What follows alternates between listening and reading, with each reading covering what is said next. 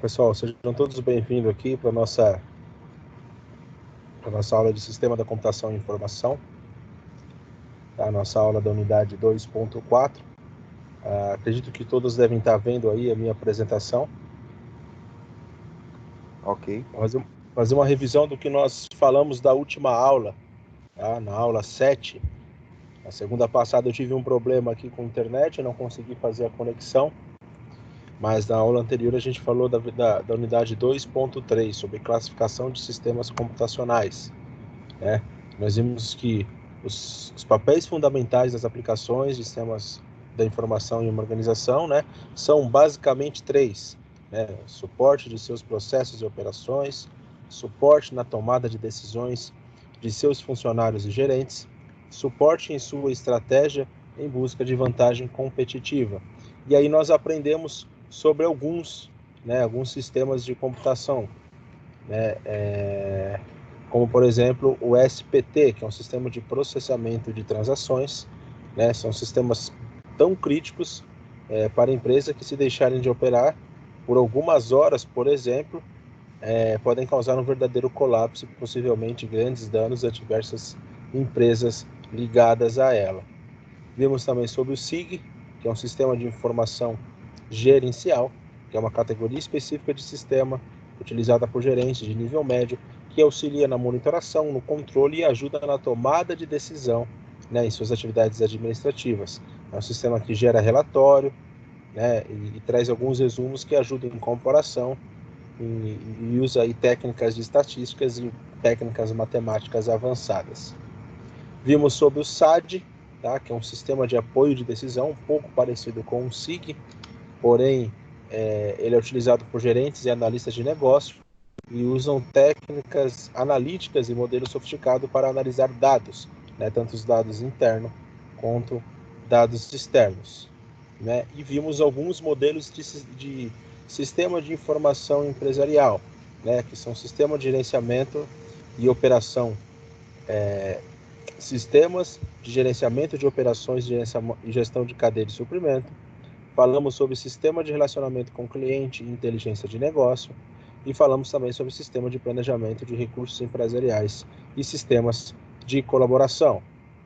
Tá?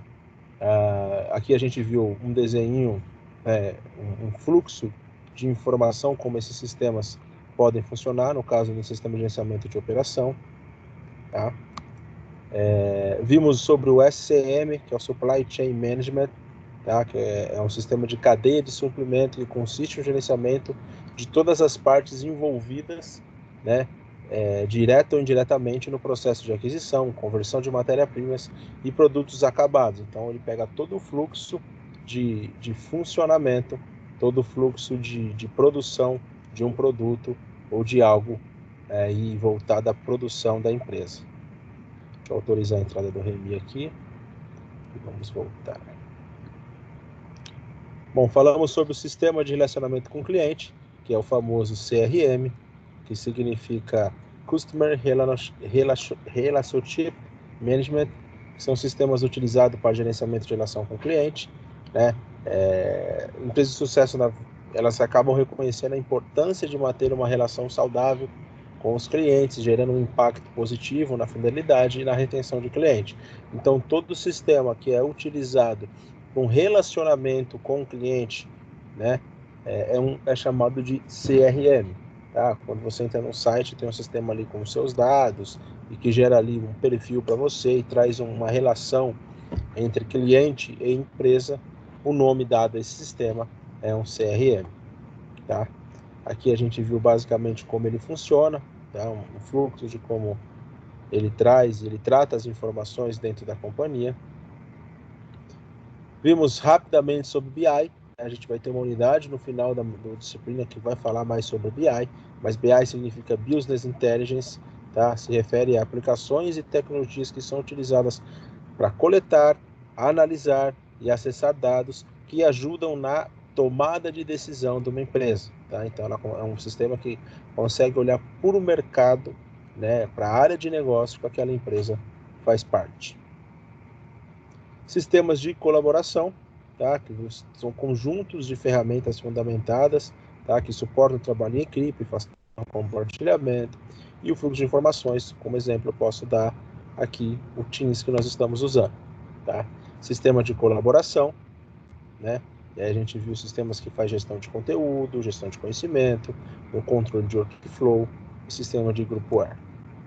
E por fim, nós falamos sobre o ERP, que é um sistema centralizado, né, que acaba coletando todas as informações, né, de aplicações diferentes, né, como conhecido como módulos, e acaba centralizando tudo, né. Eu tenho ali, por exemplo, sistemas para compras, para contabilidades e finanças, recursos humanos, produção, marketing, assim por diante. E vimos que ele existe ali um coração dele, que é a parte principal dele, que é o banco de dados. Falamos um pouco sobre a evolução do ERP. E ficou alguma dúvida, pessoal, referente à aula passada? Algo que vocês queiram comentar? Não, tranquilo, Vitor. Bom, beleza. Então, vamos caminhar aí para o final dos sistemas, né? Com a criação da internet, as forças competitivas tradicionais ainda estão atuando, mas com a rivalidade em termos de competitividade tornou-se muito mais intensa. Com isso, né, portanto, podemos afirmar que com a criação da internet, os modelos de negócio serão totalmente impactados de alguma forma. A internet se tornou o sistema de comunicação público mais abrangente do mundo e o maior caso de implementação de redes individuais em todo o planeta, tendo a web como o serviço mais conhecido. A internet foi criada no planeta, a internet foi criada no início da década de 70 com uma rede do Departamento de Defesa dos Estados Unidos para conectar cientistas e professores universitários ao redor de todo o mundo. Então a gente pode perceber, principalmente nessa época que estamos agora, que a internet é mais do que necessária, né, para a gente poder hoje trabalhar, se comunicar, né? E principalmente quando a gente fala de entrar em contato com alguma empresa, com algum fornecedor de serviço, se eu, por exemplo, se esse contato, né? Assim, por vezes eu peço indicação de alguém, se essa indicação não for um WhatsApp, eu nem entro em contato, porque eu não tenho mais o costume de pegar o telefone e ligar. Ou é um WhatsApp, Eu ou é um também, cara. chat. Eu acho que parece que a pessoa está ultrapassada. Exatamente. Ainda mais se tratando de tecnologia, né? Os caras que trabalham com tecnologia que não tá antenado nas formas de comunicação hoje, não adianta. Não, um exemplo, o que aconteceu hoje. A gente está na quarentena, aí já eu estou indo para a quarta semana em casa, né, ficando maluco com 3 moleques, a esposa e eu não tenho um escritório em casa, né? Eu até tinha, mas fui fazendo filho, tive que desligar o escritório e virou um quarto de criança. Ai, ai. Aí eu não aguentei, cara. Eu preciso de um escritório em casa. Então eu tenho um, um cômodo lá na minha sala, que é o lavabo, né? Que tem ali tipo um banheirinho. Eu vou desativar ele e vou transformar aquilo num escritório ali para uma pessoa. E aí, lá onde eu moro, tem um grupo de Feira do Rolo, né? Do bairro, onde a gente, no WhatsApp, eu pedia o contato de alguém que faça móveis planejados. Aí 2 pessoas me mandaram 2 contatos. Um tinha um WhatsApp, o outro era o telefone fixo. O qual eu entrei em contato? O cara do WhatsApp. WhatsApp, né? O outro descatei. Então, a internet hoje faz parte. A empresa que não quer se modernizar, que não quer, que queira manter cliente, na verdade, ela vai precisar entrar em contato, ela vai precisar entrar nesse meio, né? Já passou do tempo. Eu tenho um exemplo também da minha família, né? Tem restaurante, e houve várias mudanças aqui em Itapecerica mesmo, nessa questão de comunicação e etc. Então, aí foi criado um WhatsApp corporativo e tem a carteira de clientes toda ali no WhatsApp, divulga diariamente todo o cardápio do restaurante e tal, por meio do WhatsApp. Pois é. Agora, então, quem É, tem trabalhado bastante aqui são os motoboys, por isso conta mesmo do também. delivery. Bom, continuando aqui, né, a internet, ela, como estratégia no mundo de negócio, ela faz parte,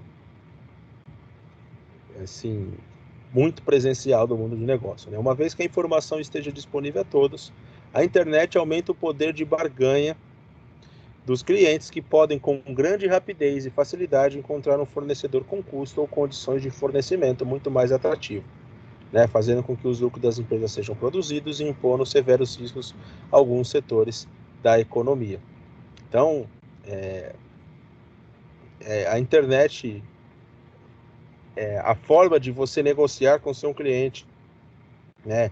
Por exemplo, para mim hoje, nada mudou no meu dia a dia de trabalho, né? Todas as reuniões de cliente, todos os acessos, tudo aquilo que eu preciso entregar para os meus clientes, que eu preciso entregar para o meu público, né? Aqui eu sempre uso a internet, seja através do, do, do Teams, do Webex, de um programa aí de conferência, mas é a internet que faz parte do negócio ativamente. Deixa eu liberar a entrada aqui, que agora a galera... Daílson, Gilson, beleza, temos 10 na sala já. Pelo link que eu mandei. Boa noite, pessoal. Então, né, existem 4 maneiras principais da gente organizar negócios assim usando a internet de forma internacional. Primeiro, a exportação doméstica, né, onde caracteriza pela forte centralização das atividades empresariais no país de origem. Em multinacionais, né, caracterizadas pela concentração da gerência e do controle financeiro fora de uma matriz, descentralizando as operações de produção, vendas e marketing para unidades entre os países, por exemplo, adaptando seus produtos e serviços com o intuito de atender às condições locais deste mercado. Aí temos no terceiro franqueadores, né, tem seus produtos, serviços, né, criados e produzidos inicialmente no país de origem, mas que confiam suas futuras produções, marketing e recursos humanos locais em outras empresas, né, como lanchonetes, locadoras de veículos e escolas de idiomas. E temos as transnacionais, empresas que não possuem uma única matriz, mas matrizes regionais que são gerenciadas sob a perspectiva global, responsável pela tomada de decisões estratégicas, aproveitando as vantagens competitivas locais. E a internet, né, é a responsável por que todas elas fiquem, né, interligadas às suas filiais, às suas matrizes, no caso aqui das transnacionais, né, das suas diversas matrizes, eles possam ali estar trocando informações de forma quase que online, né, de quase de tempo real, mas principalmente que eles possam estar interligadas e estar com as informações espelhadas. O que nós podemos falar também sobre a internet fazendo parte do negócio hoje é a computação em nuvem, né, o famoso cloud computing. Né, a computação em nuvem, também conhecida como cloud computing, é um modelo computacional no qual a capacidade de processamento, armazenamento, software e outros serviços são obtidos em um agrupamento de recursos virtualizados por meio de uma rede, quase sempre a internet, que pode ser acessada com base na demanda do momento, a partir de qualquer local, né, ou dispositivos conectados à rede. Com base nesse modelo, podemos afirmar que uma internet de boa qualidade passa a ser fator decisivo nas aplicações com base em computação na nuvem, que oferece ainda um grande benefício, que é a redução de custo com equipamentos, com o uso de computadores, com hardware mais simples para várias aplicações.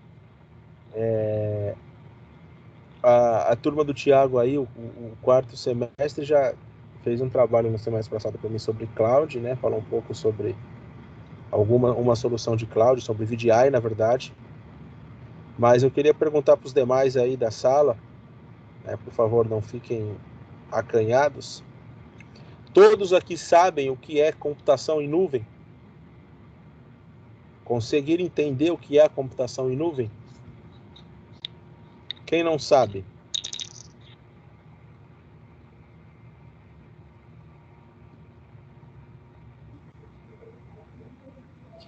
Eu sei um pouco, mas eu tenho curiosidade de saber mais. O que você entende, Remy, como computação em nuvem? Por exemplo, você faz no seu computador um certo documento e salva numa nuvem em outro local. O que você entende em salvar na nuvem? Que ele está mandando um documento para uma central que vai estar salvando aqueles dados. Alguém mais?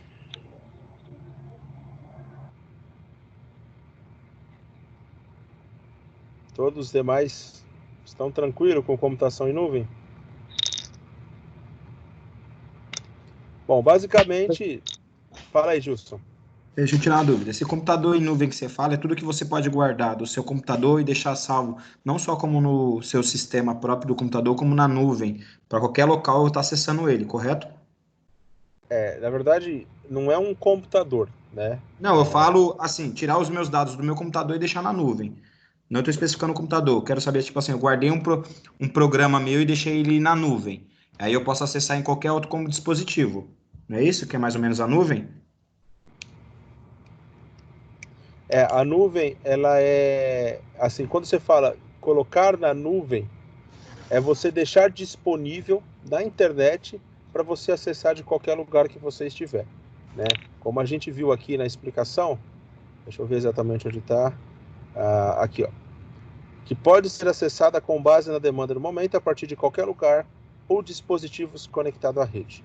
Tá? Quando a gente fala de computação na nuvem ou cloud computing, eu estou dizendo que é um tipo de arquitetura, tá? Não é um produto, não é um software, não é uma máquina, mas é um conjunto de máquinas, um conjunto de software, ou seja, é uma arquitetura, né, de solução em tecnologia que permite que tudo aquilo que eu possa imaginar, tanto documentos, aplicações, acessos, tanto pessoais quanto organizacional, né, das suas empresas, eu tenho acesso em qualquer lugar do mundo. Basta eu estar conectado à rede. Quem é essa rede? É a internet. Então, por exemplo, aquelas empresas que hoje, né, antes da pandemia, antes da quarentena, já utilizavam alguma solução em nuvem, né, ou toda a sua solução, tudo aquilo que tange a tecnologia da empresa está usando, já estava na nuvem, ela não teve nenhum problema em colocar os seus funcionários em casa para fazer o home office, porque ele bastava ter o acesso à internet dentro de casa, que ele ia conseguir trabalhar tranquilamente. Conseguiram entender isso? Sim. Eu já tinha mais ou menos entendido, eu só queria ter mais uma noção mais ampla. Isso. É algo, cara, que é necessário, não é luxo, mas é algo necessário que as empresas precisam fazer e é a grande coisa que vai mudar para as empresas depois desse período, tá? Porque as empresas vão precisaram começar a utilizar a nuvem agora e, e aqueles que não tiveram vão ter que ter, porque senão, num próximo problema como esse que nós estamos tendo agora, ninguém vai conseguir trabalhar. Beleza? Vamos lá. Então, ainda falando sobre a computação na nuvem, né, o Instituto Nacional de Padrões e Tecnologia dos Estados Unidos, o NIST National Institute of Standards and Technology, define que a computação de nuvem deve apresentar as seguintes características. Tá? Assim, existem muita gente aí falando que isso aqui é computação das nuvens, isso aqui é cloud e tal, mas não é. Existem algumas premissas, algumas coisas que precisam estar que precisam ser atendidas numa solução para dizer que ela é computação na nuvem. Por exemplo, a primeira dela é o autosserviço sob demanda.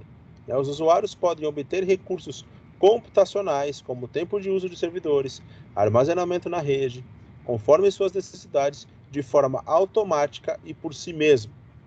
Hoje, quando a gente não tem uma solução de computação das nuvens, uma solução em cloud, quando eu quero, por exemplo, um servidor novo, eu preciso ali demandar um tempo para instalar o sistema operacional, instalar as minhas aplicações, configurar esse servidor na rede, me dar os acessos necessários, e ali, por sorte, se você já tiver todos os recursos disponíveis, você precisa de pelo menos de 5 a 8 horas para deixar um servidor pronto.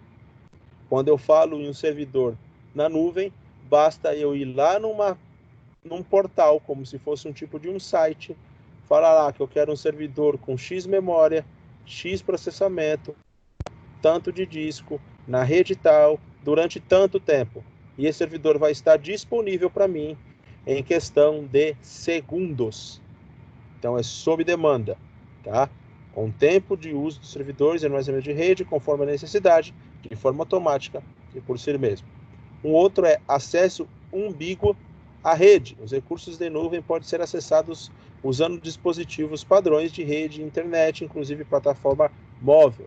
Eu não posso ficar preso a um tipo de dispositivo por onde eu vou acessar. Eu posso usar de um notebook, de um computador, posso estar usando o Windows, Linux, Mac, posso estar com celular, com tablet. O único pré-requisito é ter acesso à internet, estar conectado à rede. Tá? Um outro ponto é agrupamento de recursos independentes da localização. Então, os recursos computacionais, eles devem e são agrupados para atender múltiplos usuários, com diferentes recursos visuais, atributos dinamicamente de acordo com a demanda desses usuários. O usuário normalmente não sabe onde os recursos computacionais estão localizados. Então, é uma das coisas que, assim, você não sabe aonde está aquela máquina que você pediu para criar, ou você não sabe fisicamente onde está aquele arquivo que você conectou, tá? Então, o que acontece é que eu, como uma empresa de cloud, como a IBM é uma empresa de cloud, por exemplo, a Azure da Microsoft, a Equinix, tá? A Tivit, tantas outras empresas que tem diversos data centers, tá? Aí espalhados pelo mundo, e esses data centers é onde tem esses recursos computacionais agrupados que me dão acesso, né? Normalmente o cliente não sabe quais são as localidades reais desses data centers. E aí nós temos um outro ponto, que é a rápida elasticidade. Os recursos computacionais podem ser rapidamente aumentados ou reduzidos para atender às alterações na demanda dos usuários. Então, eu precisei de mais recurso, ele vai me entregar de acordo com a demanda. Não vou usar mais esses recursos, ele vai lá e diminui, deleta ou diminui esses recursos. Isso me economizando tanto recurso como custo para manter esses recursos funcionando. Um outro ponto, infraestrutura em nuvem como serviço. Os clientes utilizam processamento, armazenamento, redes e outros recursos computacionais fornecidos por provedores, né, para executar seus sistemas de informação. Isso aqui ele está dizendo sobre como eu vou pagar, né, por esses recursos. Hoje, se eu quero ter uma máquina, eu vou lá e compro um servidor, pago 20, 30 mil reais no servidor, pago ali mais 2, 3 mil reais no sistema operacional, e mais os custos que eu tenho de licenças de acesso, de uso de todos os softwares e aplicativos que eu entendo que eu preciso ter nesse servidor. Isso é o padrão. Quando a gente fala em computação das nuvens, eu deixo de comprar essas coisas para mim, como proprietário. E eu pago como se fosse um tipo de aluguel. Mas a melhor forma é eu pago como se fosse uma conta de luz. Né? A analogia que você tem que fazer para pagar a analogia para você entender como é o custo de uma computação em nuvem é você faz igual sobre a conta de luz. Você não precisa ter uma concessionária, você não precisa ser dono de recursos para gerar sua energia. Né? Você tem lá a Eletropaula, a EAS, a Electro, sei lá, qual for a concessionária que atende aí a sua casa, e todo mês vem para você uma conta, um status dizendo quanto você usou de luz e quanto você vai pagar por aquilo. E aqui é a mesma coisa. A computação no uso vai dizer quanto de processamento você utilizou e quanto você vai pagar por aquilo. Você só paga, né, de acordo com aquilo que você usa. Conseguiram entender esses pontos aqui? Principalmente a parte de como ela funciona, de como por serviço? Alguém ficou com dúvida? Eu entendi. Beleza. Ainda falando sobre a computação, nós temos plataforma como serviço, né? O cliente utiliza a infraestrutura e as ferramentas de programação suportadas pelo provedor para desenvolver suas próprias aplicações. Vocês já devem ter ouvido falar. Deixa eu ver se eu tenho aqui na minha mochila. Já ouviram falar no Docker? Docker e Kubernetes? Quem já ouviu falar? Acho que o Thiago já deve ter ouvido falar. Já ouvi falar. Os containers. Isso, são containers para programação. Então, são plataformas como serviço. Esse carinha aqui, achei. Não sei se vocês devem estar vendo a minha... Viram aí? É isso aí. Isso aqui é um Docker. E esse cara aqui é o Kubernetes. Tá? Então, são containers, imagine que são pedaços de um servidor que você aloca, que você contrata ali para você fazer a sua programação. Tá? Imagine um desenvolvedor, né? É muito além disso que eu estou falando, tá? Mas imagine um desenvolvedor que precisa desenvolve um software, coloca ele em produção, mas aí ele precisa fazer uma atualização, né, em cima só de uma parte desse software. E aí, num ambiente normal, ele precisa ou ter um ambiente de teste, ou fazer uma cópia. Isso demanda tempo e esforço para ele fazer isso. Em Docker, eu tenho um container que consegue, por exemplo, copiar aquela parte, vamos dizer assim, e ele consegue fazer essa alteração de forma rápida, de forma bem pontual e sem parar o ambiente de produção. E ir jogando versões de atualizações desse software aí para ir ser testado até mesmo em produção. E aí é um ambiente bem bacana. Nós temos, por exemplo, hoje orquestradores que cuidam desses Dockers, desses Kubernetes. Um dos principais orquestradores é este cara aqui, ó, Red Hat, tá? Tem, além de ser dono dos melhores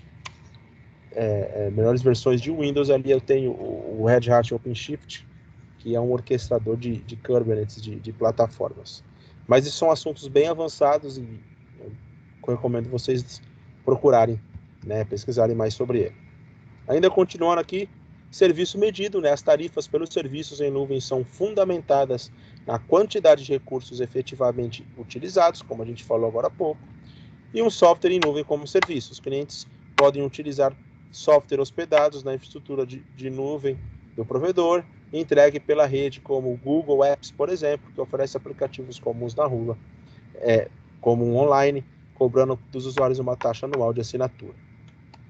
Pessoal, vocês já ouviram falar os termos? Alguns de vocês talvez já tenham ouvido falar de CAPEX e OPEX. Quem já ouviu essas palavras?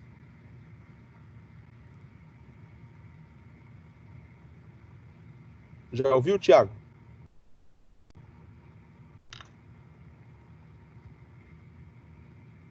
Tá. Se alguém está tentando falar, tá no mudo. Eu esqueci. Já ouviu? CAPEX e OPEX? CAPEX já, né? CAPEX tá ligado a despesa, capital, investimento e tal, não é? Exatamente.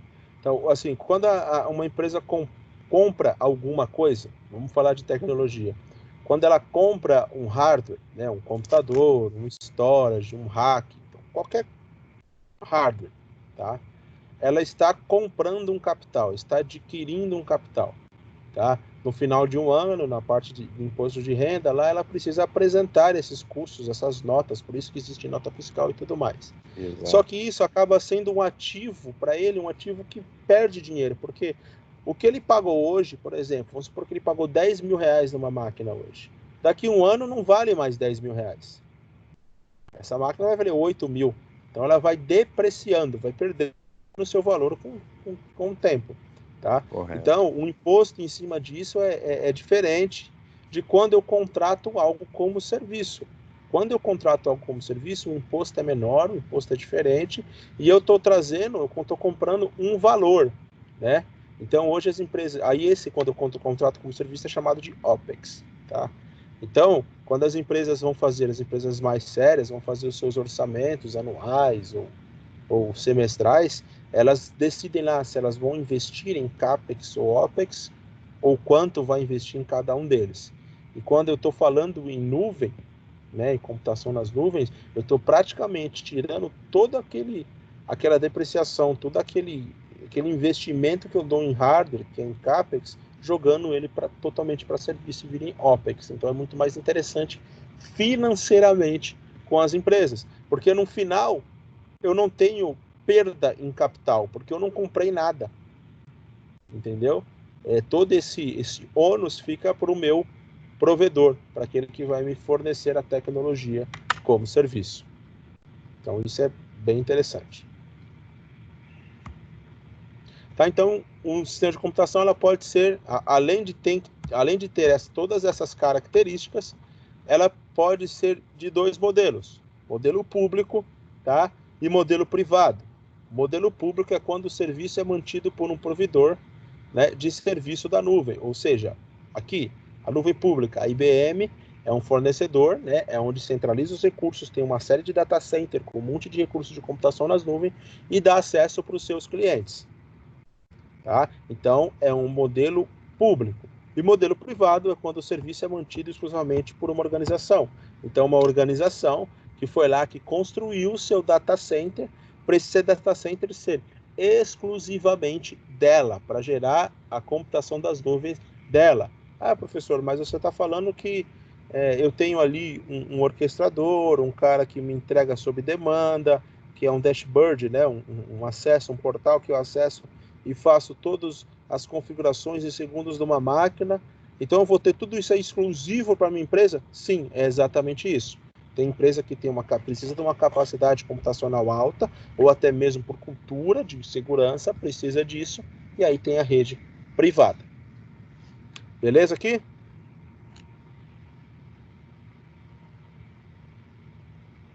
Então, tá bom. Ok.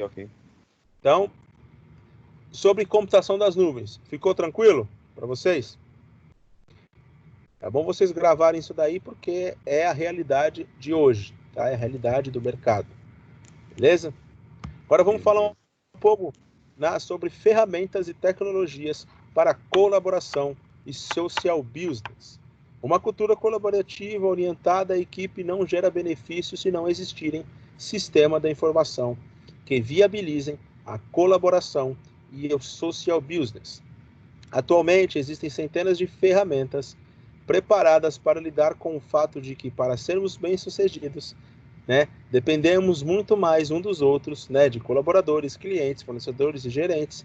Algumas ferramentas avançadas, como o Lotus Notes da IBM, são caras demais, mas poderosas o suficiente para as empresas globais. Outras disponíveis online gratuitamente e são adequadas para pequenas empresas. Então, aí falando sobre ferramentas que me traz a colaboração, onde eu consigo trabalhar em conjunto com outras pessoas. Por exemplo, o e-mail. Todo mundo conhece esse cara aí, né? Uma forma útil de comunicação via internet, que suporta texto, conteúdo HTML, compartilhamento e tudo mais. Não preciso apresentar e-mail para vocês. Há estudos que dizem que nos próximos 5 ou 8 anos aí os e-mails vão totalmente desaparecer. Tá? Eu hoje só uso e-mail para quando eu preciso formalizar muitas das coisas que eu faço. Mas os meus softwares de mensagem instantâneas, que é o próximo aqui que a gente vai falar, né, ele já serve como um dado oficial. Mensagem instantânea é a comunicação online em tempo real entre duas ou mais pessoas conectadas à internet, que permite o compartilhamento de imagem, áudio, arquivos e comunicação. Exemplo, Skype, Google Talk, WhatsApp, Yahoo Messenger. O CQ está aí meio de encherido, mas eu tenho o Viber, o Line, o Slack. O Slack é fantástico, é o que eu uso aqui. Tá? Depois vocês dão uma procurada aí, o Hangout, e entre outros. Temos também uma ferramenta de colaboração chamada de Wix. Tá? São ferramentas elaboradas com base na web, que permite adicionar, remover e alterar conteúdo online sem qualquer conhecimento sobre o desenvolvimento de página web ou técnica de programação. São ferramentas ideais para armazenamento e compartilhamento de conhecimento e insights da empresa. O maior exemplo é o Wikipedia, tá? O maior projeto de referência editado colaborativamente do mundo. Todo mundo aqui já viu o Wikipedia, né? Vocês sabem sim, que o Wikipedia não é um lugar aceito, não é um lugar que é aceito, por exemplo, muitas faculdades como fonte de conteúdo, porque o Wikipedia é a gente que coloca o conteúdo, né? Exatamente, ele é colaborativo. Você entra lá, pesquisa uma coisa e vê no Wikipedia lá algum assunto, e se você acha que aquilo está errado, você pode simplesmente alterar. Exatamente. Porque é um lugar colaborativo. E aí existem empresas, como aqui na IBM, por exemplo, que eu tenho o meu wiki, vamos dizer assim, meu Wikipédia interno. Então é Wix, né? Eu tenho uma página aqui que, vamos supor que eu desenvolvi algo, ou eu descobri um problema e resolvi ele de forma fácil, eu crio um texto, um documento e coloco na Wiki lá para ser consulta para outras pessoas. Então ali é algo que me ajuda ali na gestão do conhecimento, beleza? Então eu tenho aqui plataformas para colaboração e social business. Então são plataformas multinacionais para colaboração e social business entre equipes de colaboradores que atuam juntos a partir de diferentes localidades. Os sistemas mais utilizados, né, ou mais usados, é a audioconferência, videoconferência e compartilhamento de documentos. Então eu posso falar para vocês aqui, por exemplo, o SharePoint, o Lotus Notes, Smart Cloud for Business, o próprio Skype, FaceTime, né? Aí temos o Google Chat, Google Docs, Google Drive, Dropbox, né? iCloud, SkyDrive, tem o OneNote, o Webex, o Zoom. Então são plataformas de colaboração que hoje, por conta da pandemia, nós estamos experimentando tudo na prática, né? Esse Teams aqui, por exemplo, é fantástico, é uma plataforma de colaboração que, além da aula que eu estou apresentando para vocês, eu posso fazer N outras coisas aqui. Tá? Então, nós temos também ferramentas de busca e pesquisa, né, que é uma ferramenta que possibilita encontrar informações na web especificando palavras principais, conhecendo como palavra-chave para um tópico de interesse, tá? Permitindo o uso de operadoras, né, de operadores OR ou NOT ou não, né, para resultados de pesquisas mais precisos, como o pai dos burros Google, Yahoo, a UOL, Microsoft Bing, o Baidu do chinês, o antigo KD, aí dos mais velhos deve ter conhecido. Pessoal, dúvidas aqui? Não, né? Duvido. Ficou dúvidas aqui? Não. Sem dúvidas alguma. Pessoal, vocês conseguem liberar aí a câmera? Só para eu tirar uma foto aqui?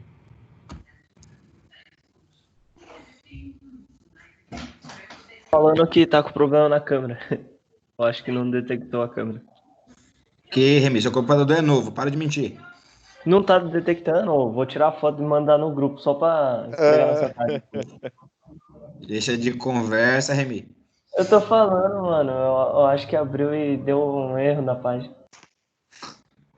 Ó, Remy, você juntou aí, ó. Já o notebook tá problema. Ó, mandei lá no grupo. Depois dá uma olhada pra vocês verem. O computador pode ser novo, mas tem alguns bugs. Bom, fechou. Bom, pessoal, é o seguinte. Sem dúvidas aqui? Sim. Tranquilo. Nenhuma. Beleza. Então, pessoal, pra gente... Eu estou fazendo em todas as matérias aí, tá? Pra gente ter uma avaliação, para ajudar a compor a nota aí do primeiro bimestre de vocês, eu estou dando esse tema aqui para vocês. Soluções em computação em nuvem que possam resolver problemas de empresas em meio à quarentena. Então, eu quero que até na semana que vem, até a segunda-feira da semana que vem, individualmente, vocês pesquisem sobre computação em nuvem, sobre soluções, arquiteturas, e me escrevam pelo menos uma lauda, tá, de um tipo de solução ou de algo que vocês acham interessante que possam resolver esses problemas das empresas em meio à quarentena, tá? E mandem no meu e-mail. Beleza? Isso aqui vai valer cerca de 1.500 pontos aí para vocês. Boa. Professor, volta para a página lá, por favor. Tá para a página? Que é no anterior, por favor, para me tirar uma foto. Deixa eu abrir aqui primeiro, peraí.